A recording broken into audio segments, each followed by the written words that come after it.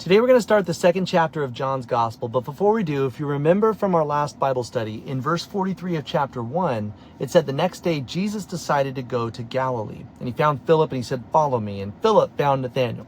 Well, here in chapter 2, verse 1, it says on the third day there was a wedding at Cana in Galilee, and the mother of Jesus was there.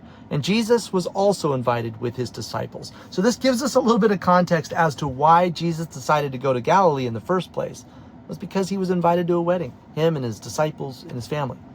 And so they're at this wedding and something happens. In verse 3, it says, "And when they had run out of wine, the mother of Jesus said to him, 'They have no more wine.'" This would have been a huge problem in the first century. At a Jewish wedding feast, at this time in history, the bridegroom was responsible for hosting his guests and for providing all of the refreshments for them.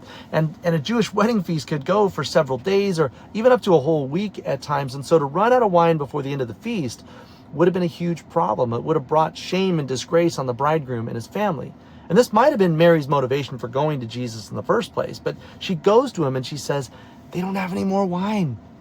And in verse 4, Jesus responds and he says, "Woman, what does this have to do with me? My hour has not yet come."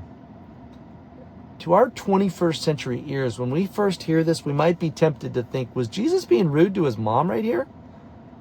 But in reality, in the first century, this would have been a perfectly respectful way to address your mother, or any other woman for that matter. In fact, throughout the Gospel of John, we're going to see Jesus addressing other women in this exact same way, including his own mother again as he hangs upon the cross. And so Jesus was being respectful, but he was questioning her. He said, "Woman, what does this have to do with me?"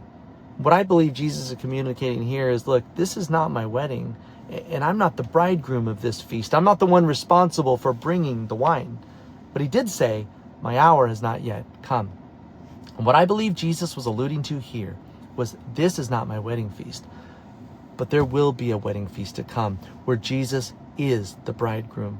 The marriage supper of the Lamb, where the covenant between Christ and his church is fully consummated in the new heavens and the new earth. You know, in the Last Supper, Jesus took the cup of wine and he said to his disciples, "This cup is the new covenant in my blood, which is poured out for you."